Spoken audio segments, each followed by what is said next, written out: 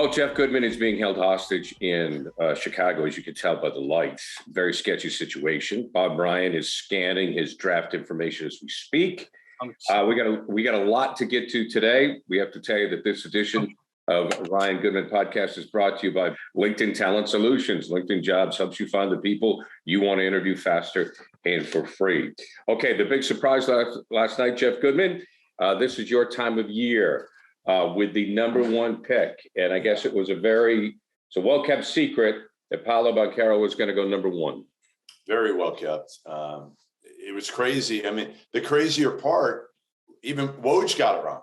I mean, he got it completely wrong, saying that it was firmed up Thursday morning that the top three picks in order were going to be Jabari Smith, Chet Holmgren, and then Paolo Banchero at number 3 to Houston.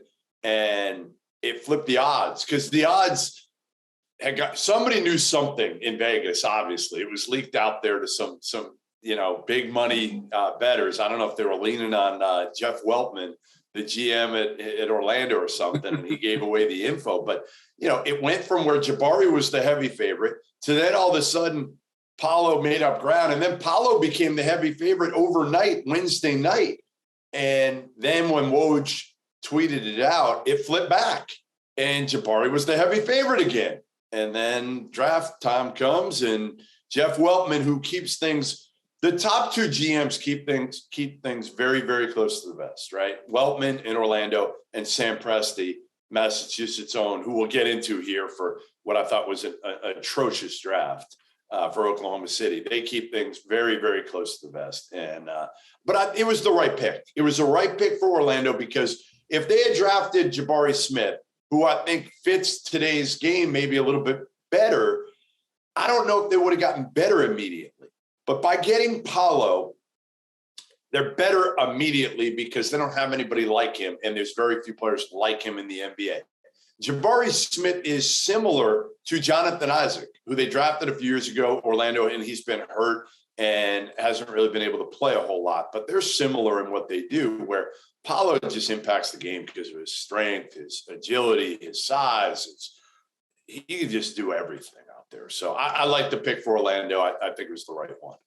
With all due respect, I think you're missing the point on why he went number one. It was clearly the outfit. And, Bob, we should get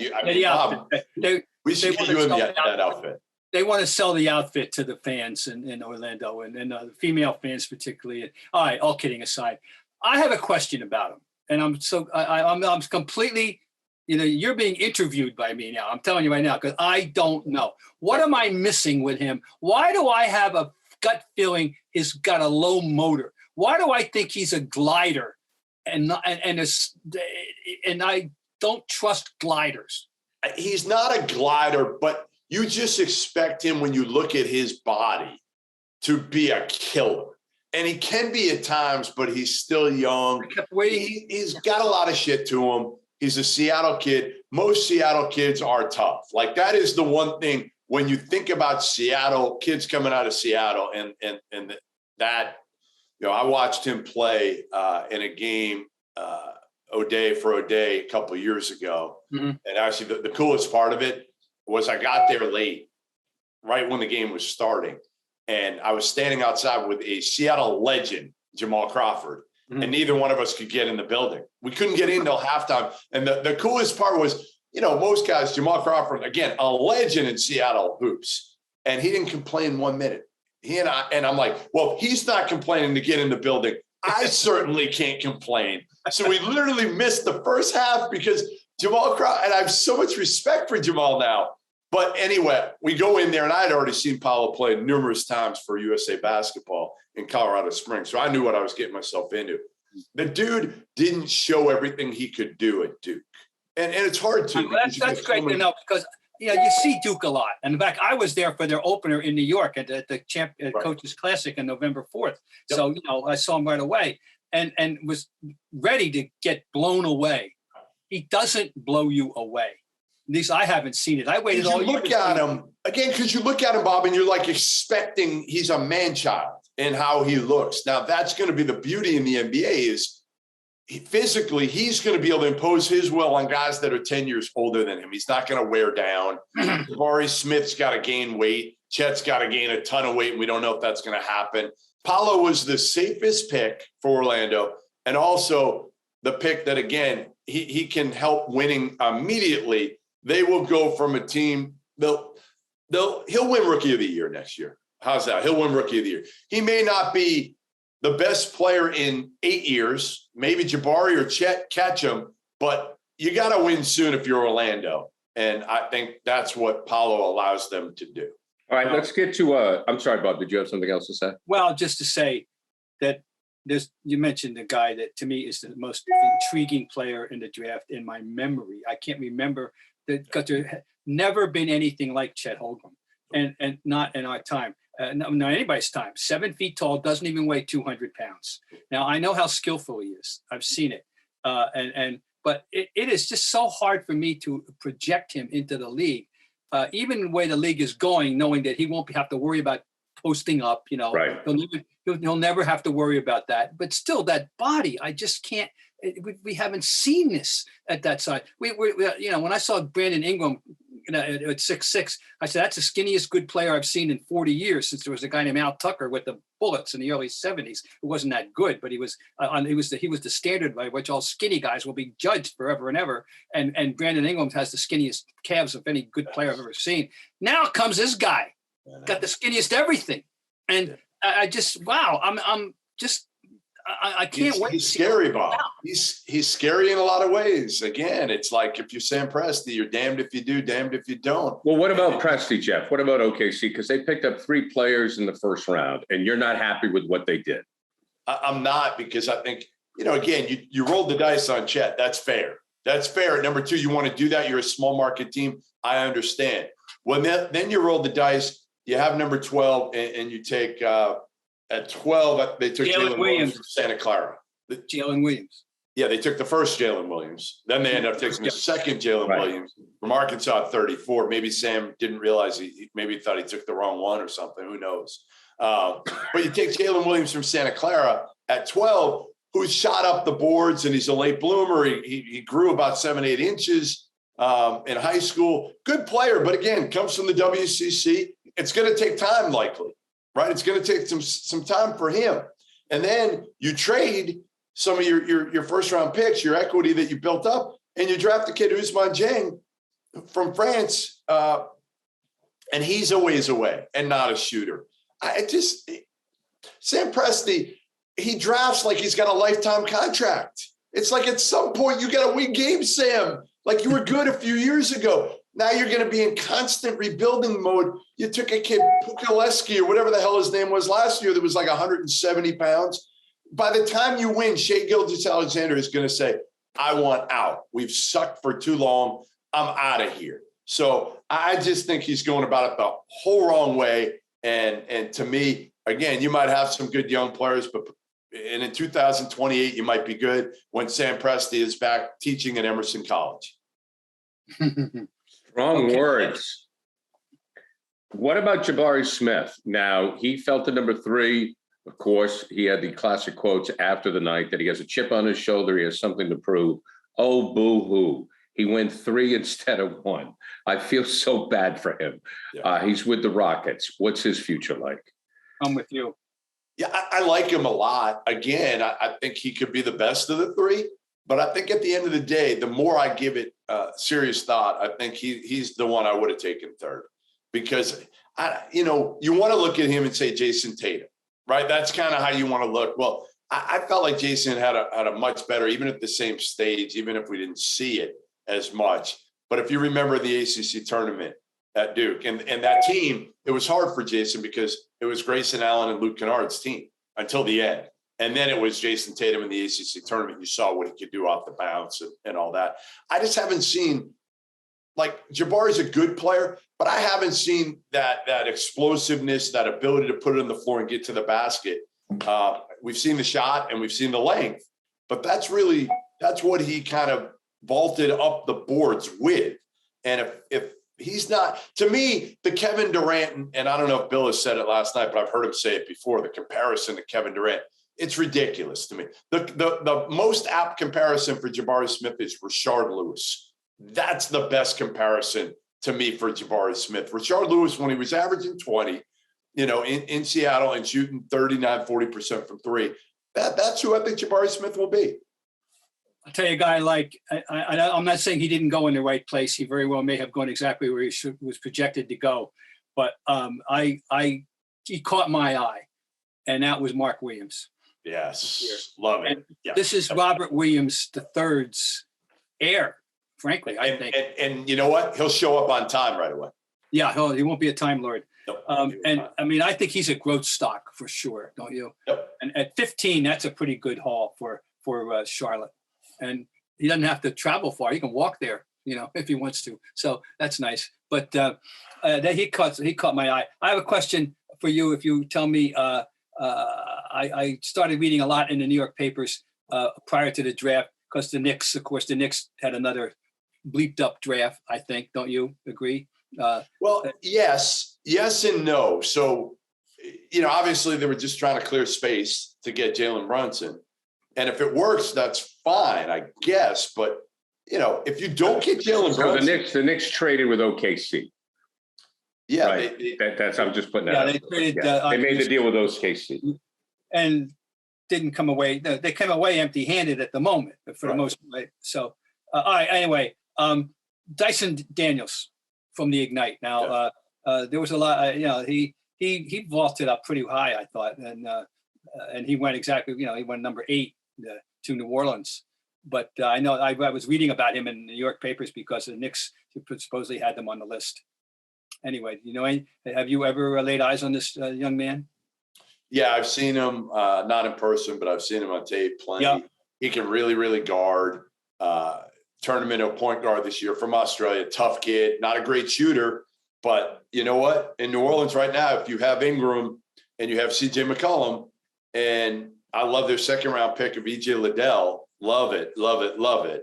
I like what David Griffin's doing down there as long as Zion stays healthy. And Zion can be a guy that at least you respect. The only thing is, if Daniels can't shoot, then it's hard to put him on the court with Zion, who can't really shoot either. Yeah. Even if you have Ingram and CJ McCollum on the wings, Dyson Daniels has to be a guy who can make open shots eventually. Guys, I'm sorry. Out at you before we move. Anything else jump out at you, Jeff, at all? I would say, yeah, Ochai at 14 for Cleveland. I absolutely love like 3-and-D guy, a veteran, a high character guy. Cleveland, Kobe Altman, the GM there, has done an incredible job. We thought he'd be fired a couple of years ago. He gets Darius Garland, who turns out to be a star now. He gets Evan Mobley last year, and now he gets Ochai, who can come in and fill a role and be an immediate contributor to help their team. And I love that one. The biggest swing, Detroit was the team that made the moves that to me are like they could work out and Detroit could be a real player in a few years, or these moves, because they're both like high risk, the highest of risk guys that you could probably find in the draft. They draft Jaden Ivey, who's like a freak athlete, like top 1% of the NBA athlete, but not a point guard, not a great shooter, not a good defender, but has super upside. And then they trade and get Jalen Duren, and he's the same thing in the front court. A freak athlete, a high upside guy. He could be awesome, or he could be a guy that is just, flops in the NBA. So you put those two with Kay Cunningham, and if they both hit it, holy crap. So Troy Weaver, you rolled the dice in Detroit, and you know what? I commend you for it.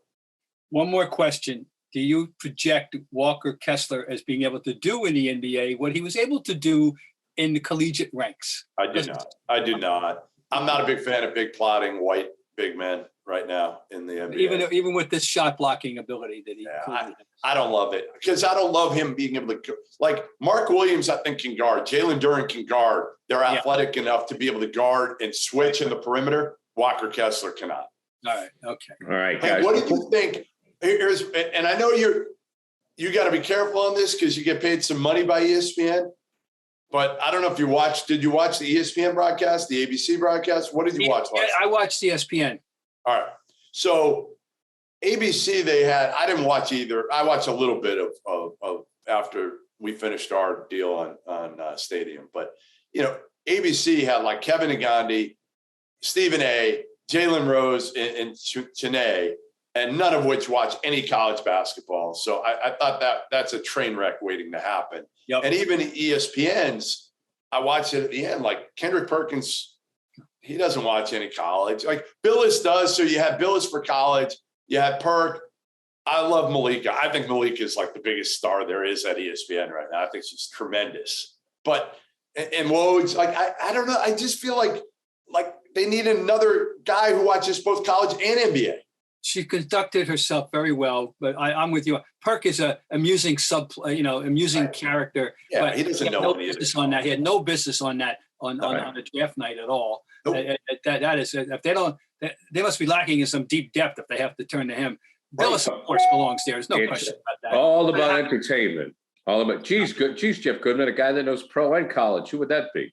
Anyways. I mistakenly flipped on to ABC because I decided I want to watch some evening news after the first round, all right? And caught Stephen A in the middle of a Knick rant that was, unwatchable. Probably. Stephen A at his bombastic best or worst, depending on how you look at it. And also, guys, as the sun comes out and small businesses are back in business, LinkedIn Jobs makes it easy to grow your team. LinkedIn Jobs helps you find the people you want to interview faster and for free. You can create a free job post within minutes on LinkedIn Jobs to reach your network and beyond to the world's largest professional network of over 810 million people. Then add your job in the purple #hiring frame to your LinkedIn profile to spread the word that you're hiring so your network can help you find the right people to hire. Simple tools like screening questions make it easy to focus on candidates with just the right skills and experience so you can quickly prioritize who you'd like to interview and hire. It's why small business ranks LinkedIn Jobs #1 in delivering quality hires and leading competitors. LinkedIn Jobs helps you find the candidates you want to talk to faster. Did you know every week, 40 million job seekers use LinkedIn? Post your job for free at linkedin.com/scribe.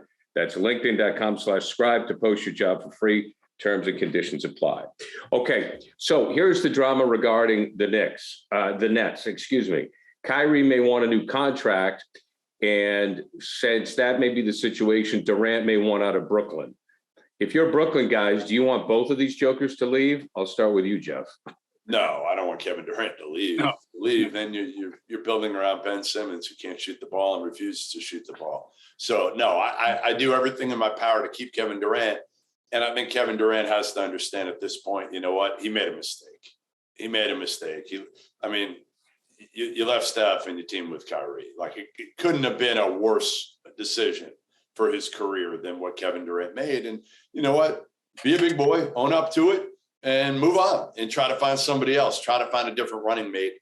And then again, you got Ben Simmons hopefully healthy. And if you find somebody else, you can still win another title or at least compete for one.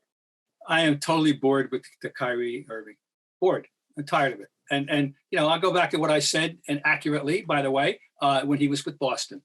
And that is that among the other things I said, this will not be his last step in the NBA. There'll be several more stops as every team gets him and then finds out why you don't want him.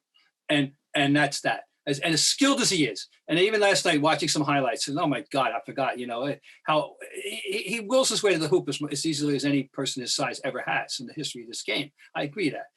But he's not worth it. He is not worth the aggravation. He will let you down. He will let you down. He's not trustworthy, reliable. He doesn't have any. Who would want to take this on at the money we're talking about too, by the way? It's so sad. I mean, honestly, it's become sad at this point that we're talking about Kyrie Irving this way, right? Like, he's like you said, he's so talented, but he's such a locker room. I don't know if killer is the right word, but lawyer. Disruption. That's whatever.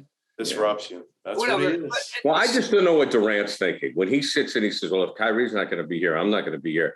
I don't know what happened to Kevin Durant. I have no idea. Yeah, no, that's fair. I think it started. I still say this. I think it all started for Kevin Durant when he chose to go to Golden State. He was the golden boy before that. Nobody ever said anything negative about him, ever. He was like the golden child in Oklahoma City and in Texas and coming up in high school. And all of a sudden, he gets criticism from half the world, right? Half the world understands, hey, he went to Golden State for, to win championships. I was completely behind him. But a lot of people weren't, and they killed him. And he didn't know how to react. And I think it completely changed him. And again, clouded his decision-making, obviously, because he could team up. He had already teamed up with the right guy in the right place in Golden State. And he never should have left.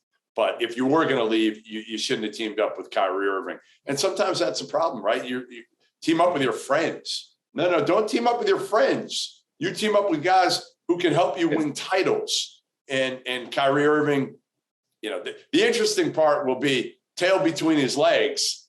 Does Kyrie Irving go back? Like, is he going to LeBron and saying, pretty please, take me back? Well, Durant should know what kind of guy Kyrie is if he leaves him hanging and he goes back to LeBron. All right, guys, final question here before we wrap it up. The Celtics with the 53rd pick went with J.D. Davis, guard out of Alabama at 6'2". I don't expect him to make the team. I can't say that I know a lot about him, and I don't think that that's a problem.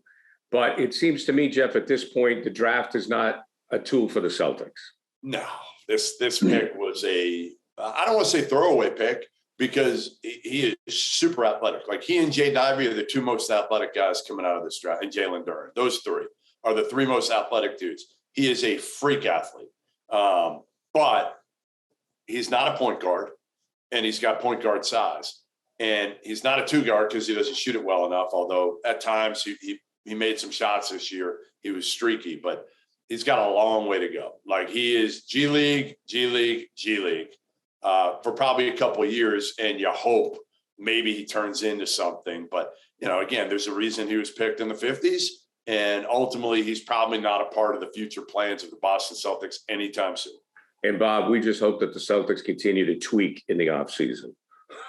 Yes, we're still on an eternal search for a shooter off the bench. I got a name. I got a few names. Go ahead. All right, so my name yesterday, even more so, because Atlanta took A.J. Griffin, with their first-round pick. A.J. Griffin is the son of Adrian Griffin, played at Duke, shot the hell out of the ball as a freshman. He's got size.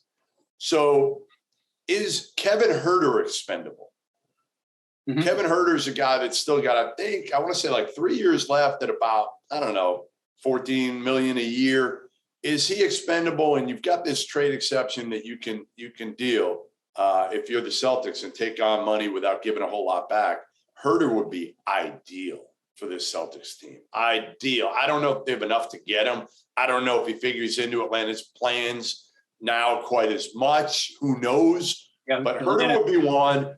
I think like a Buddy Hield would be somebody you could look at, because if you look at what Indiana did, they drafted Ben Mathurin, another wing shooter, just like Buddy Hield.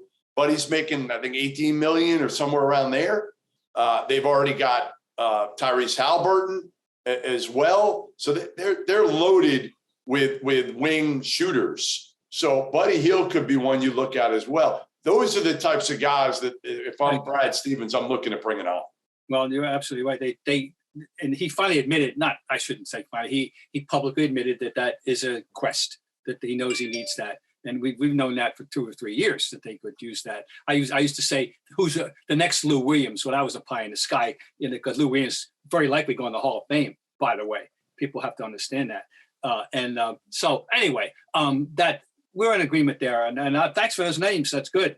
I know them both. And I've had my eye on Hield way back, ever since I first saw him. He got your attention. And you're right about Huerter. That's good. Well, would you take Brogdon? Would you want Brogdon, Bob?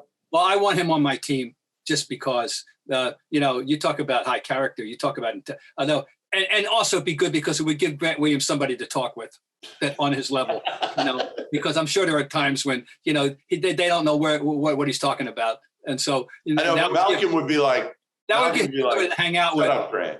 We would have the highest GPA in the league if they get Brogdon. You guys, folks, Brogdon graduated in 3+ years with 2 degrees. Okay, that's the kind of exceptional person he is, and he's a well-rounded player. He knows how to play basketball. And that's a lot of money. Anyway, I know. Well, he'll spend it wisely. Yes. Gentlemen, thank you very much. Jeff, good luck today. I know you got more work to do. Bob, I will speak for both of us.